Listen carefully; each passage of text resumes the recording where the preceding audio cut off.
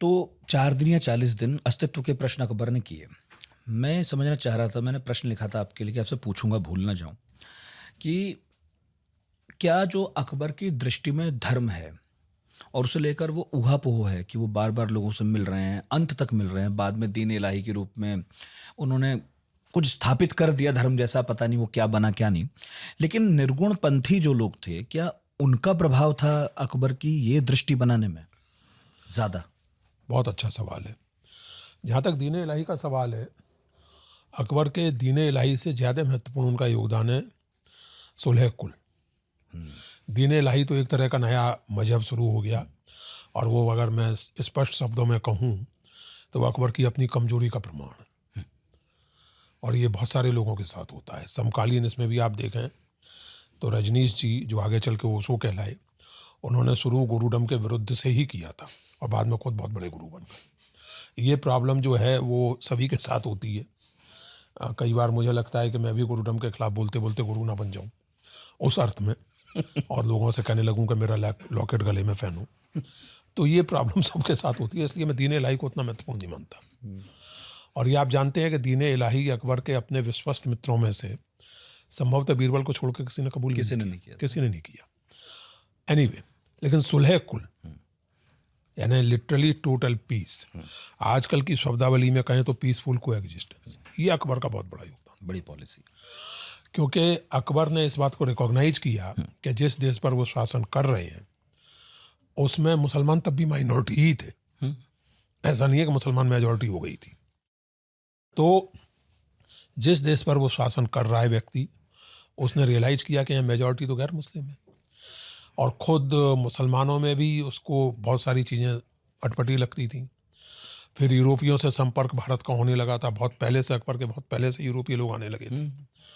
तो उसने ये महसूस किया कि हर धर्म का व्यक्ति अपने धर्म से लगाव रखता है, उसे महत्वपूर्ण मानता है और एक भावनात्मक संबंध रखता है। तो बजाय इसके कि आप एक दूसरे को कन्वर्ट करने के फेर में पड़ें, बेहतर ये है कि you should better exist peacefully, peaceful को एग्जिस्टेंस। तो मैं सुलह कुल को ज़्यादा महत्वपूर्ण योगदान मानता हूँ। अब आपने जो निर्गुणपंथी प्रभाव की बात कही, मैं आपसे और आपके श्रोताओं से ये अनुरोध करूँगा, प्रोफेसर हरवंश मुखिया ने, इस किताब में जिक्र है उसका, मेरा ख्याल है 7-8 साल पहले एक बहुत महत्वपूर्ण पेपर लिखा है अबुल फजल की रैशनैलिटी के बारे में। अबुल फजल किस तरह की रैशनैलिटी की कल्पना कर रहे हैं।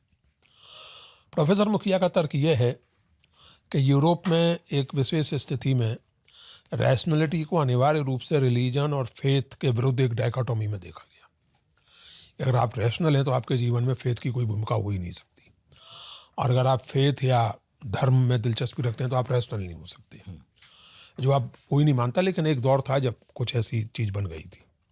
हालांकि मैं इस पर्टिकुलर मुद्दे पर प्रोफेसर मुखिया से बहुत सहमत नहीं हूँ, ये मुझे एक थोड़ा सरली, एनीवे उसको छोड़ दें, वो अलग बहस है। लेकिन बहरहाल उन्होंने बहुत महत्वपूर्ण बात की और संकेत किया है कि अबुल फजल जिस रैशनैलिटी की खोज कर रहे हैं वो फेथ की उपेक्षा नहीं करती, नंबर एक। दूसरे, उन्होंने कहा कि अबुल फजल एक यूनिवर्सल रिलीजियसिटी, डिनोमिनेशनल, विभिन्न नामों के साथ जो धार्मिकता आती है, हिंदू, इस्लाम, ईसाईयत, बौद्ध, इनके परे एक यूनिवर्सल रिलीजियसिटी की खोज अबुल फजल कर रहे हैं। नितिन, मैं इसी बात को और थोड़े ज़्यादा प्रोवोकेटिव ढंग से, ज़्यादा फोर्सफुल ढंग से, मैंने 2003-4 में कुछ निबंध लिखे थे जो बाद में निज ब्रह्म विचार नाम से छपे। मैंने उसमें शब्द इस्तेमाल किया था धर्मेतर अध्यात्म, स्पिरिचुअलिटी बियॉन्ड रिलीजन। मुखिया साहब उसी बात को कह रहे हैं, लेकिन थोड़े अधिक कंट्रोल्ड, संतुलित ढंग से। मुखिया साहब ने उस पेपर में दिखाया ऐसा प्रमाण कि अबुल फजल के इस चिंतन की दिशा पर कबीर का गहरा प्रभाव है। तो आपके सवाल का इतने विस्तार से उत्तर देने के बाद संक्षेप में ये कि निश्चित रूप से अकबर की सोच पर निर्गुणपंथी परंपरा के साथ उनके संवाद का गहरा असर है। कबीर से अप्रत्यक्ष और दादू जैसे लोगों से प्रत्यक्ष।